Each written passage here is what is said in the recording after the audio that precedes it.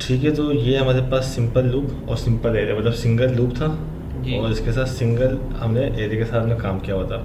अब जो है वो हम देखेंगे अपने पास 2D एरे। तो मैं ये सब चीज़ को कमेंट कर देता हूँ अपने पास, Ctrl+A Ctrl+C। हर चीज़ कमेंट होने के बाद ऊपर देखते हैं कोई चीज़ तो नहीं है, सही। अच्छा, होता क्या है, अभी जो हमने सिंपल एरे बनाया था इसमें क्या था हमारे पास कि भाई एक रो या एक कॉलम वाइज वैल्यू हमारे पास इंसर्ट होती थी कि भाई अगर मेरे पास कोई नाम है, लाइक मैंने कहा भाई अली, ठीक है, नुमान, इस तरह से नाम है तो मैं स्टोर करवा सकता था।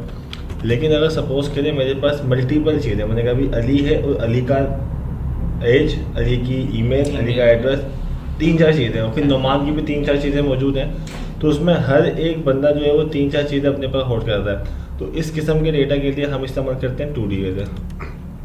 ठीक है, 2D एरे भी कहते हैं इसको, या मल्टी डायमेंशनल एरे भी कहते हैं, मल्टी डायमेंशन एरे।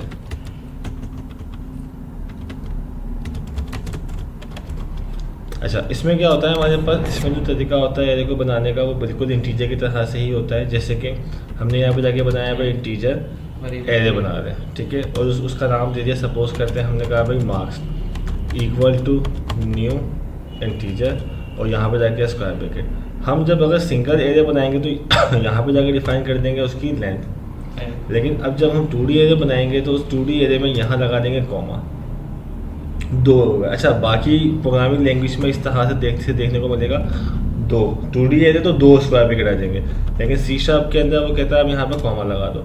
अब कॉमा लगाने का मतलब ये है कि जैसे कि जब मैंने वहाँ पे कॉमा लगा दिया तो इसका मतलब है यहाँ पे भी कॉमा लगाना पड़ेगा। अब यहाँ पे जब कॉमा लगाना पड़ेगा तो पहले वाली जो मेरे पास पहला वाला जो आंसर होगा वो होगा मेरे पास उसका क्या कहते हैं की का।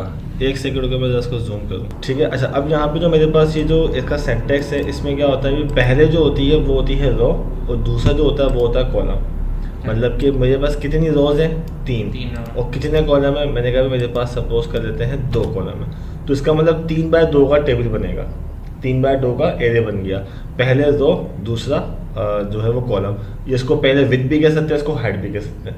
जैसे नेस्टेड लूप के अंदर अगर 2 लूप होते थे, जो आउटर का लूप होता था उसको हम रो भी कहते थे और जो इनर वाला लूप था वो कॉलम को चलाया करता था कि वो आउटर 1 एग्जीक्यूट हुआ, अंदर वाले 5 एग्जीक्यूट हुए, फिर ऊपर गया, फिर नीचे के 5।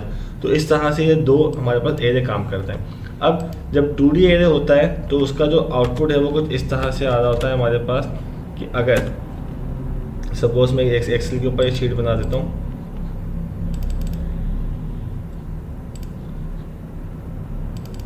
सपोज मेरे पास यहाँ पे नाम मौजूद है अली का, या नंबर ले लेता हूँ, मैंने कहा 1001 1002 और 100 बल्कि कॉलम 2 है ना मेरे पास, तो मैंने यहाँ पे रोक लिया 1003 1004 और 1005 1006। अब ये मेरे पास 1 2 3 ये R हो गई, R1 R2 R3 और ये मेरे पास C1 और ये मेरे पास C2। ऐसे ही होता है रोज एंड कॉलम। अब एक रो के अंदर 2 कॉलम है, दूसरी रो में मजीद 2 कॉलम है, तीसरी रो में मजीद 2 कॉलम है और डेटा कितना हो गया, मैंने कहा था इसको इससे मल्टीप्लाई कर देंगे तो हमारे पास आंसर आ जाएगा अभी 3 2 6, तो 6 रिकॉर्ड आ गया। तो अब इसके अंदर जो काम होता है वो किस तरह से होता है कि जो पहला वाला इंडेक्स है अब वो 0 है या किसका 0, मतलब पहले तो ये था कि अगर सिर्फ कॉलम है तो मैंने 0 1 2 करके कॉल कर लिया, या सिर्फ रो 0 1 2, लेकिन अब कॉलम भी है, रोज भी है। तो अब जब इस इंडेक्स का नाम हम रखवाते हैं तो वो रखवाते हैं R का 0, कॉलम का 0, तो 0 0, ठीक है। अगर मैं इसका एक वैल्यू लिखूँ यहाँ पे इस तरह से, तो इसके जो 1001 की जो जगह होगी वो होगी 0 0, ठीक है। इसको मैंने इस तरह कर दिया ताकि 0 मतलब 0 रो 0 कॉलम, और जो ये वाली वैल्यू है वो कहाँ मौजूद है, इसको क्या बोलेंगे फिर 102 को, ये 1 हो जाएगा ना, ये तो वो C2 का 0 होगा, R1 का 1 होगा। दोबारा बताएं, देखें ये क्या है, R0 कॉलम 0 0 0, ये R1 C अब देखें C2 0, R तो वही रहा ना, रो तो वही रही, कॉलम चेंज हो रहा है तो R का 1 हो जाएगा ना। R का 1 नहीं होगा, R तो वही मौजूद है। R देखें, अच्छा ये 1 2 3 पे मत जाएंगे क्योंकि 0 से स्टार्ट करते हैं हम। पहली वाली वैल्यू R का 0 C का 0 जी, दूसरी वाली वैल्यू R का 0 ही रहेगा, 0 2 पे R तो नीचे नहीं आया ना, R तो प्लस नहीं हुआ, तो R 0 ही चल रहा है, ये पूरा 0 चलेगा, तो वो भी 0 होगा। तो ये 0 हो गया। चेंज क्या हुआ है, कॉलम, कॉलम 1 आ जाएगा। C2 का तो 1 होगा ना। हाँ तो 1 आ गया। देखें इसको ऐसा और आसान करता हूँ, अगर हम ऐसा एरे लेके चलें तो उसको R0 R1 R2, ठीक है, C0 और C1 अब आसान। तो अब देखें ये वैल्यू कहाँ पड़ी हुई है, समझ गया सर। लोअर कॉलम पे, और ये कहाँ पड़ी हुई है, जैसे कि अगर ये सेल है तो इसमें जो मेरे पास नाम लिखा हुआ है B6, मतलब ये B और ये 6, इसमें उल्टा आता है, लेकिन जो हमारे पास जो लूप चलता है, एरे चलता है, वो पहले विद और फिर हाइट चलती है। तो ये जो वैल्यू की लोकेशन है वो ये आ गई, और इसकी लोकेशन ये आ गई अकॉर्डिंग टू द एरे। अगर मैं एक्सेल की बात करूँ तो हम B2 बोल देंगे, लेकिन अब इसकी वैल्यू कहाँ पड़ी हुई है, अब देखो R1 हो गया, तो अब इसका जो आ जाएगा वो 1 के 0 इंडेक्स से पड़ा हुआ है, और ये वाली वैल्यू जो 104 है वो 1 के 1 इंडेक्स में मौजूद है। इस तरह से ये कहाँ मौजूद है, ये वो R2 ये 2 हो जाएगा, हाँ, और 0 हो जाएगा, और ये 2, 1 हो जाएगा। तो ये इंडेक्स समझना है। अब ये होता है इसका इंडेक्स। अब इसके अंदर अच्छा ये जो है वो इस्तेमाल जाहिर है कोई अगर एप्लीकेशन बनाए बड़ी तो उसमें इस्तेमाल होता है, मतलब तो सिंगल एज ही काफ़ी सारे काम हम निकाल देते हैं। अब हमने कहा कि भाई ये जो रोज है कॉलम का हम इसी एग्जाम्पल को मैं C# में करवाता हूँ ताकि समझ में आ जाए। अब कैसे स्टोर करवाएंगे, तो एक तरीका ये है कि भाई मैं यहाँ पे जाके स्टोर करवाऊँ मार्क्स 0 के 0, मार्क्स के 0 0 में फाइन कर दिया 1001, ठीक है, और फिर इसी को मैंने 6 दफ़ा, क्योंकि टोटल वैल्यू 6 होंगी, मैंने कहा 2 3 4 5 और 6, और यहाँ पे जाके कर 0 0 पे ही है, और फिर 0 1, फिर 1 0, फिर 1 1, फिर 2 0, फिर 2 1, ठीक है, और यहाँ पे जाके स्टोर कर दिया 1002, 1003, 1004, 1005, 1006। अब ये तो मैंने इनपुट दे दिया, मतलब कि हार्ड कोड कर दिया वैल्यू। अब मुझे इसको इस फॉर्म में प्रिंट करना है, मतलब कि इस फॉर्म के अंदर जो है मुझे यहाँ पे जाके इसको प्रिंट करना है। तो ये चीज़ कैसे प्रिंट होगी मेरे पास, तो इसके लिए क्या करेंगे, इसके लिए अब हम लूप लगाते हैं, जैसे कि लास्ट टाइम हमने लूप लगाया था। अगर इस सबको प्रिंट करना है तो हम लूप लगा देते हैं console.writeLength वाला। अब मैंने कहा कि भाई ये मेरे पास लिखा हुआ है, इसकी लेंथ क्या होगी, हमने कहा अभी लेंथ का भी एक तरीका बताया था हमने कि भाई मार्क्स की जो लेंथ है वो कर देंगे marks.length। अब सवाल है कि ये लेंथ किसकी गेट करेगा, मतलब विड्थ की या हाइट की, ठीक है, तो इसमें कन्फ्यूजन रहेगी।